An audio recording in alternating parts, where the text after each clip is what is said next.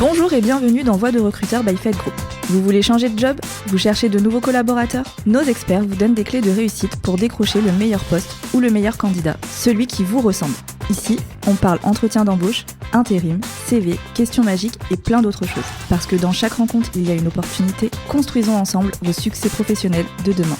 Bonne écoute!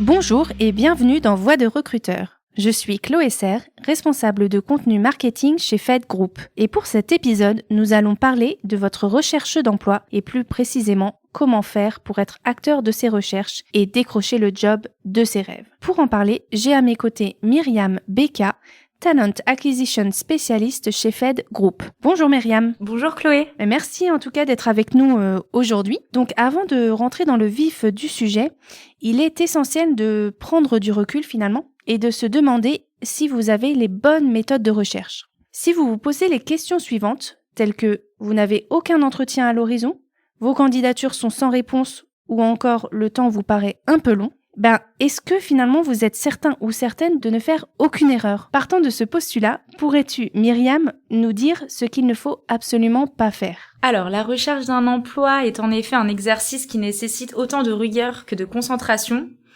Et faire des erreurs ou avoir envie de bâcler l'une des étapes qui jalonnent la recherche d'emploi peut très vite arriver, surtout quand le stress et la précipitation s'installent.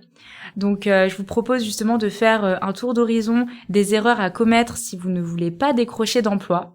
Autrement dit, ce que vous devez absolument éviter de faire. Donc la première chose qu'il faut absolument éviter de faire justement, c'est de candidater à des postes pour lesquels vous n'êtes pas qualifié. À moins que vous soyez persuadé d'avoir vos chances, évitez de postuler à des postes qui demandent une expérience bien plus élevée que la vôtre ou une formation que vous n'avez pas. Voilà, aujourd'hui, vous risquez finalement de griller vos chances dans cette même entreprise. La deuxième chose qu'il ne faut pas faire, c'est finalement d'envoyer le même CV, peu importe l'entreprise. Ok, c'est peut-être un gain de temps conséquent, sauf que vos chances d'avoir une réponse sont proportionnellement maigres. Donc si votre CV ne fait pas écho à la fiche de poste, le recruteur ne va pas y accorder une grande importance. Donc je vous conseille vivement de privilégier la qualité à la quantité. Ok, et du coup, est-ce que tu as des tips pertinents pour faire un CV finalement attractif? Alors tout d'abord, votre CV doit être personnalisé et il doit correspondre au poste. Donc pour y parvenir, prenez le temps d'analyser la fiche de poste, de faire des recherches sur l'entreprise. Pensez aussi aux mots-clés pour mieux référencer votre CV auprès des logiciels de recrutement. Le troisième conseil la troisième chose en tout cas qu'il ne faut pas faire, au contraire, c'est d'envoyer la même lettre de motivation, peu importe l'entreprise. Voilà, les recruteurs ne s'arrêtent pas que sur des lettres génériques, remplies de banalités. Au contraire, ça peut même venir décrédibiliser votre CV. Évitez un maximum, justement, les bonjour fraîchement diplômé, je vous propose ma candidature pour le poste que vous proposez, dynamique et motivé, j'ai déjà... Voilà, vous devez au contraire personnaliser au maximum votre lettre, de la phrase d'accroche aux formules de politesse. Parlez de l'entreprise, expliquez en quoi vous vous reconnaissez dans ses valeurs et pourquoi vous êtes le candidat idéal vis-à-vis de ce qui est demandé dans la fiche de poste.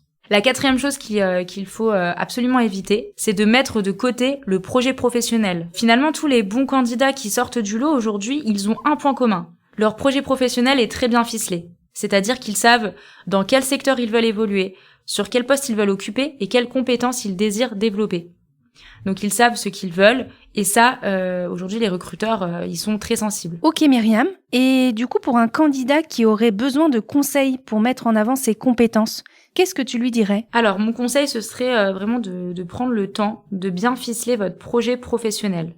Si vous ne savez pas dans quel secteur ou dans quelle branche de métier évoluer, vous pouvez toujours recourir à des bilans de compétences pour vous aider à cerner vos compétences professionnelles et personnelles, ainsi que ceux qui vous motivent. Voilà. Donc la cinquième chose qu'il faut absolument éviter de faire, c'est de ne dire à personne que vous cherchez un emploi. Comme vous le savez, aujourd'hui, le réseau est très important pour multiplier vos chances de trouver un emploi. Donc finalement, la dernière chose à faire serait de garder pour vous le fait que vous cherchez un job. Donc au contraire, je vous invite à en parler avec vos proches, votre famille, vos amis, voilà, tout votre réseau, et leur expliquer que vous êtes aujourd'hui à l'écoute du marché. Parce que finalement, les opportunités sont parfois là où on ne les attend pas. Et je vous conseille aussi d'ailleurs d'utiliser les réseaux sociaux professionnels pour parler de votre recherche d'emploi. Et surtout de ne pas sous-estimer le bouche à oreille. La dernière chose qu'il faut absolument éviter de faire, c'est de ne pas suivre vos candidatures et de ne pas relancer le recruteur. Donc vous avez sûrement envoyé de nombreuses candidatures, et à moins que vous ayez vraiment une très très bonne mémoire, vous aurez vraiment besoin d'un tableau de bord pour vous épauler dans votre recherche. Ça vous permettra de savoir notamment à quelle date vous avez envoyé chaque candidature et à quel moment relancer le recruteur. Merci Myriam. Maintenant que nous avons en tête ce qu'il ne faut absolument pas faire, comment être acteur de ces recherches finalement ? Alors tout d'abord, une fois que vous avez postulé à une offre qui vous intéresse, tout en gardant en tête les conseils donnés précédemment, relancez vos candidatures. Ne les laissez pas au fond du placard. Ok Myriam, mais du coup en t'écoutant, je me demande finalement à quoi ça sert de relancer le recruteur ? Relancer votre candidature répond à plusieurs objectifs. Aujourd'hui, il faut bien savoir que les recruteurs reçoivent des centaines de CV par annonce.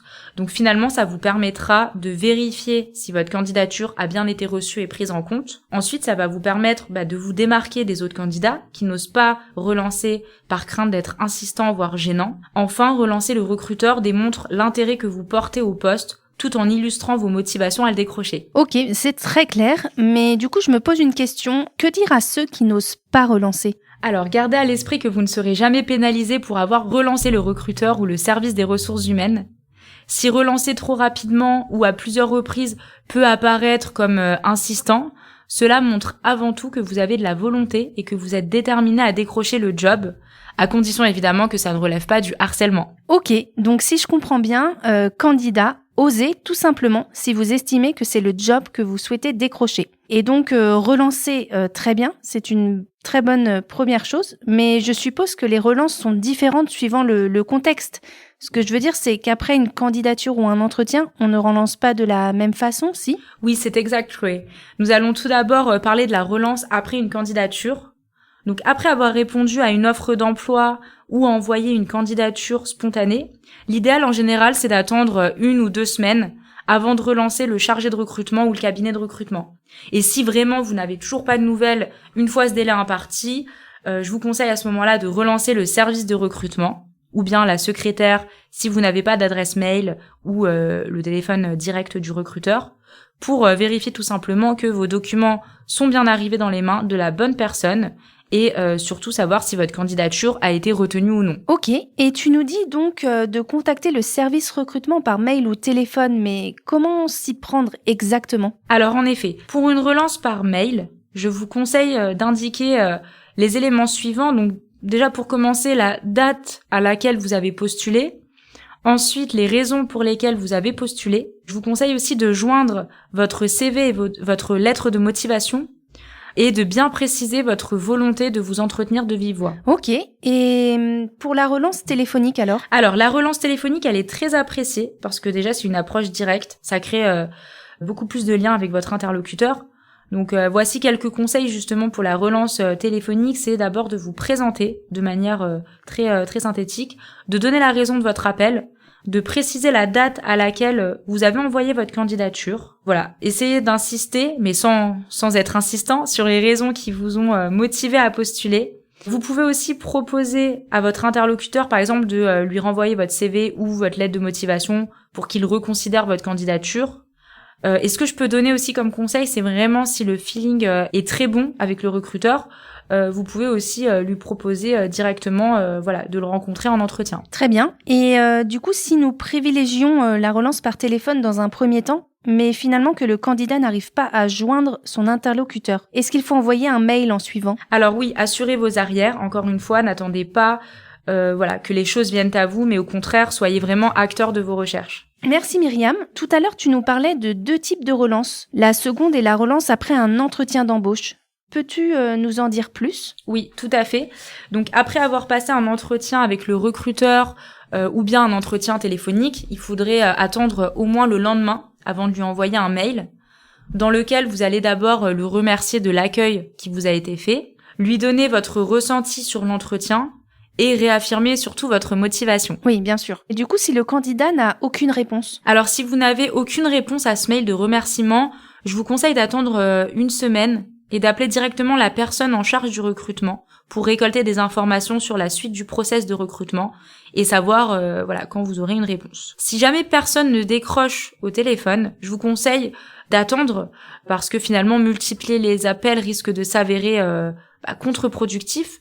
Donc voilà, je vous inviterai plutôt à relancer une dernière fois par téléphone au bout de 2 ou 3 semaines. Très bien. Et du coup, pour éviter ce temps d'attente qui est souvent interminable pour les candidats, as-tu des astuces à communiquer justement à ces candidats qui nous écoutent ? Alors idéalement, convenez justement avec le recruteur d'un moment pour le contacter par mail ou par téléphone pendant l'entretien. Mais s'il vous a indiqué justement qu'il vous rendrait son verdict dans les 2 semaines, à ce moment-là, effectivement, il vaut mieux attendre ce délai. Oui, je comprends bien. Et du coup, as-tu d'autres informations à nous communiquer ? Alors, écoutez, pour justement en termes de conseils, je peux vous dire de relancer, si vous relancez finalement après avoir candidaté, n'hésitez pas à ajouter des références de vos anciens employeurs dans le corps du mail. Si vous relancez aussi après avoir passé un entretien d'embauche, pensez à rebondir sur un sujet que vous avez abordé pendant l'entretien. Le plus important surtout, c'est de bien personnaliser votre message, d'être synthétique et surtout d'être très enthousiaste. Et enfin, le dernier conseil, c'est de ne pas hésiter à diversifier les canaux de communication, parce qu'on sait aujourd'hui qu'il y a certains recruteurs qui vont être plus réactifs sur les réseaux sociaux professionnels tels que LinkedIn que par mail ou par téléphone. Oui, bien sûr. Et si après ces relances, la réponse est négative, as-tu des conseils à donner ? Alors, encore une fois, l'objectif, c'est vraiment d'échanger avec votre interlocuteur pour justement vous améliorer pour les prochaines candidatures. Donc il ne faut pas hésiter à recontacter le recruteur pour savoir ce qui n'a pas fonctionné dans votre candidature, pourquoi celle-ci n'a pas été retenue, est-ce que c'est le poste à pourvoir qui ne collait pas avec votre profil, ou bien est-ce qu'il y avait d'autres candidats peut-être plus qualifiés pour ce poste ? D'accord, ok, c'est très très clair. Et si la bonne nouvelle finalement était que le candidat était retenu, que faire ? Alors, je conseille toujours aux candidats avec qui j'échange de toujours prendre du recul et de ne pas se précipiter. Et pour ça, je suppose qu'il y a des questions qu'il faut absolument se poser pour être sûr de son choix, non ? Bien sûr, avant d'intégrer une entreprise, je vous conseille de toujours vous poser les questions suivantes. Donc la première question qu'il faut se poser, c'est est-ce que le poste répond aujourd'hui à vos objectifs et à votre projet professionnel ? Est-ce que vous vous projetez dans l'entreprise ? Est-ce que la culture d'entreprise est à votre goût ? À ce sujet, d'ailleurs, n'hésitez pas à vous renseigner sur le site internet de l'entreprise, les réseaux sociaux. Ça vous permettra de voir comment l'entreprise, par exemple, communique, quelle image elle essaye de renvoyer. Et je vous conseille aussi de vous poser la question au sujet de votre manager. Qu'est-ce que vous pensez de votre supérieur, de votre manager ? Vous avez sûrement dû le rencontrer pendant le process de recrutement. Et quelles ont été vos impressions à son sujet ? Quelle est sa vision du management ? C'est des éléments très très importants. Très bien, mais tout est très clair en tout cas. Et si après s'être posé finalement toutes ces questions, le candidat ne se projette pas dans l'entreprise, quel est le comportement à adopter ? Alors, même si vous refusez, moi je vous conseille de toujours laisser une bonne image et de toujours garder les coordonnées de votre interlocuteur. Parce qu'aujourd'hui, le monde est petit, sait-on jamais, une autre opportunité pourrait se présenter à vous. Donc, c'est important, de toujours garder une bonne image. Merci beaucoup, Myriam, pour ton intervention. Que d'astuces et de conseils dans cet épisode. Merci pour cet échange, Chloé. J'espère que ces conseils vous seront utiles et je vous donne rendez-vous pour un nouvel épisode Voix de recruteur très prochainement. Retrouvez toutes nos émissions sur notre chaîne One Job Countless Stories, les podcasts by FedGroup. À très bientôt. Merci pour votre écoute. Nous espérons que ce temps de partage vous a plu. Abonnez-vous pour plus d'histoires professionnelles et de témoignages enrichissants. Suivez-nous sur LinkedIn et retrouvez nos offres d'emploi sur notre site carrière fed-group.fr.